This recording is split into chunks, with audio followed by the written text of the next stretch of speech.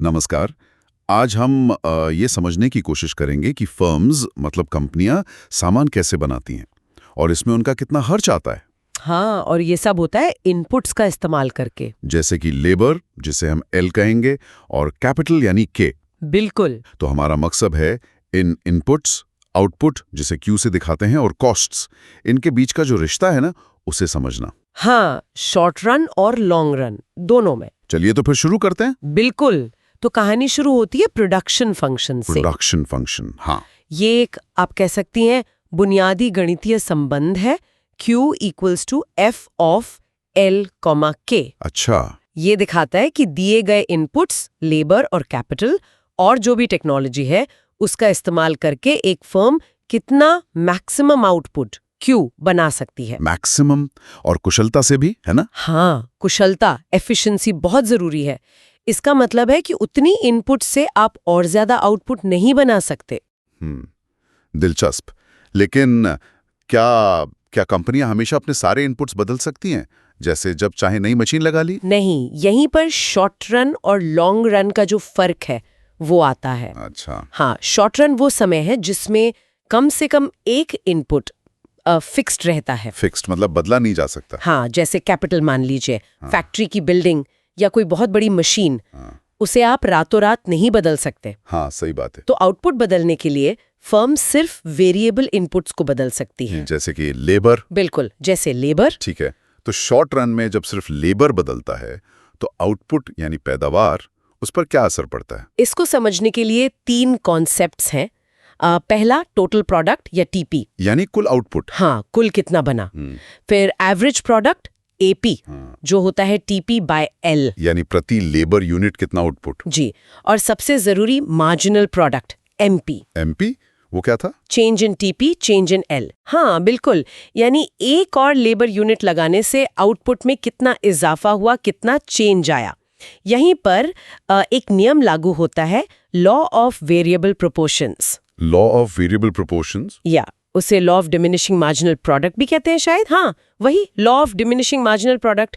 सोचिए, एक छोटी सी बेकरी है। आप उसमें और लेबर मतलब बेकर्स लाते जा रहे हैं। शुरू में तो काम तेजी से होगा, एमपी बढ़ेगा। हाँ, ज्यादा हाथ होंगे तो। पर एक पॉइंट के बाद वो एक दूसरे के रास्ते में आएंगे, है ना? ओवन के लिए इंतजार करना पड़ेगा। हाँ, भीड़ हो जाएगी। तो हर नया बेकर पिछले वाले से कम एडिशनल आउटपुट देगा, एमपी गिरने लगेगा। अच्छा, ऐसा क्यों? फिक्स्ड फैक्टर की वजह से। बिल्कुल, वो जो फिक्स्ड फैक्टर है, जैसे ओवन या दुकान का साइज, वो अब कम पड़ने लगता है। हाँ, ये तो समझ आता है। मतलब एक हद के बाद सिर्फ लोग बढ़ाने से काम उतना नहीं बढ़ता। तो फिर ये एपी और एमपी कर्व्स कैसे दिखते हैं ग्राफ पर? दोनों ही आमतौर पर इनवर्स यू शेप के होते हैं, उल्टे यू जैसे। उल्टे यू। हाँ, एमपी कर्व पहले तेजी से बढ़ता है, फिर गिरता है। और खास बात यह है कि एमपी कर्व एपी कर्व को उसके मैक्सिमम पॉइंट पर ऊपर से काटता है। ऊपर से काटता है, एपी के मैक्सिमम पर। इसका मतलब सीधा है, जब तक नया आने वाला वर्कर औसत से ज्यादा काम कर रहा है, हाँ। एमपी एपी वो औसत को ऊपर खींचेगा। हाँ। और जैसे ही वो औसत से कम काम करने लगता है, एमपी एपी तो औसत गिरने लगता है। अच्छा, ठीक है, ये प्रोडक्शन वाली बात हुई। अब कॉस्ट्स पर आते हैं। शॉर्ट रन में खर्चों का हिसाब किताब कैसे होता है? देखिए, शॉर्ट रन में क्योंकि कुछ इनपुट्स फिक्स्ड है, हाँ, जैसे कैपिटल। हाँ, तो कॉस्ट्स भी 2 तरह की होती हैं।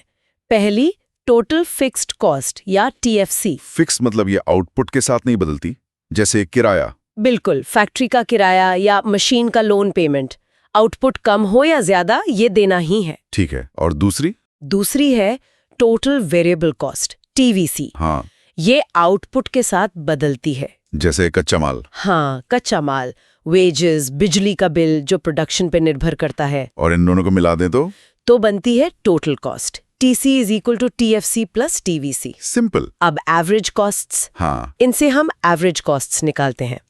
एवरेज फिक्स्ड कॉस्ट एएफसी, जो है टीएफसी क्यू। अच्छा, टीएफसी क्यू। हाँ, तो जैसे जैसे क्यू बढ़ेगा एएफसी कम होता जाएगा। बिल्कुल, फिक्स्ड कॉस्ट ज्यादा यूनिट्स पर बढ़ जाती है तो प्रति यूनिट फिक्स्ड कॉस्ट कम हो जाती है। हाँ, इसका कर्व नीचे गिरता जाता है, रेक्टेंगुलर हाइपरबोला जैसा। हाँ, कह सकते हैं। फिर है average variable cost, AVC is equal to TVC Q, प्रति यूनिट वेरिएबल कॉस्ट। जी। और short run average cost, SAC, is equal to TC Q.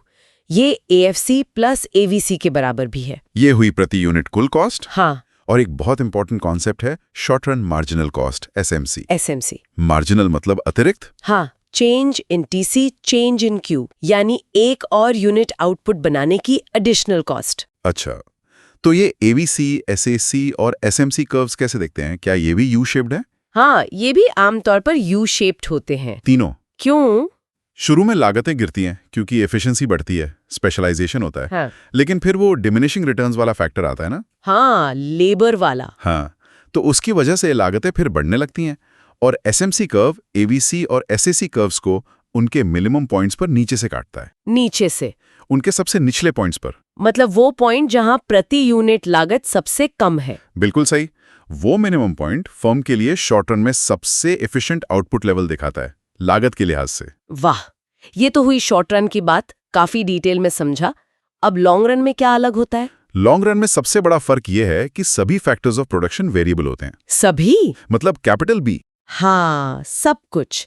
Firm चाहे तो नई फैक्ट्री लगा सकती है, नई मशीनें ला सकती है, लेबर तो बदल ही सकती है, कोई फिक्स्ड कॉस्ट नहीं होती, सब वेरिएबल। तो फिर यहाँ क्या देखते हैं? यहाँ हम देखते हैं returns to scale. Returns to scale. ये क्या है? इसका मतलब है कि अगर फर्म अपने सभी इनपुट्स, मान लीजिए लेबर और कैपिटल दोनों को एक प्रोपोर्शन में बढ़ाएं, जैसे दुगना करे, हाँ, तो आउटपुट पर क्या असर होगा? अगर आउटपुट भी ठीक दुगना हो जाए तो ये है कांस्टेंट रिटर्न्स टू स्केल या CRS। अच्छा, सेम प्रोपोर्शन में बढ़ा। हाँ, लेकिन अगर आउटपुट दुगने से ज्यादा बढ़ जाए, मतलब इनपुट्स दुगने किए, आउटपुट 3 गुना हो गया। हाँ, ये 2.5 गुना, तो ये है increasing returns to scale, IRS।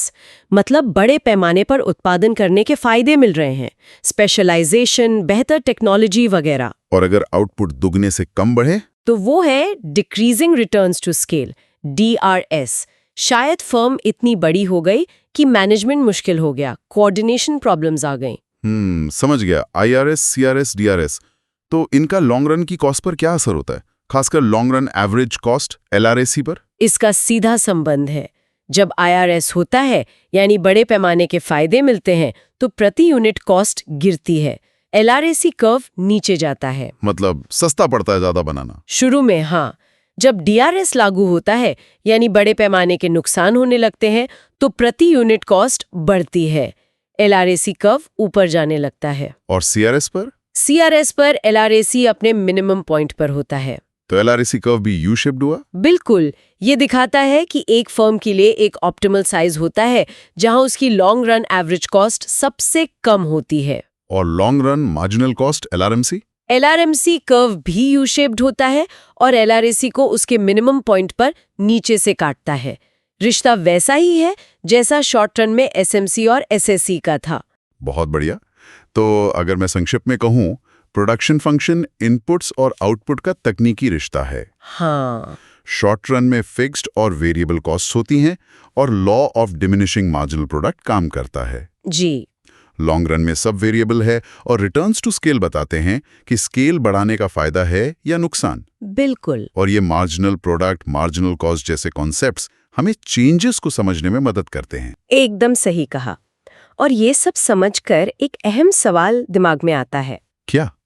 सोचिए, एक फर्म के लिए ये जानना कितना जरूरी होगा कि वो किस stage of returns to scale में है, IRS, CRS या DRS।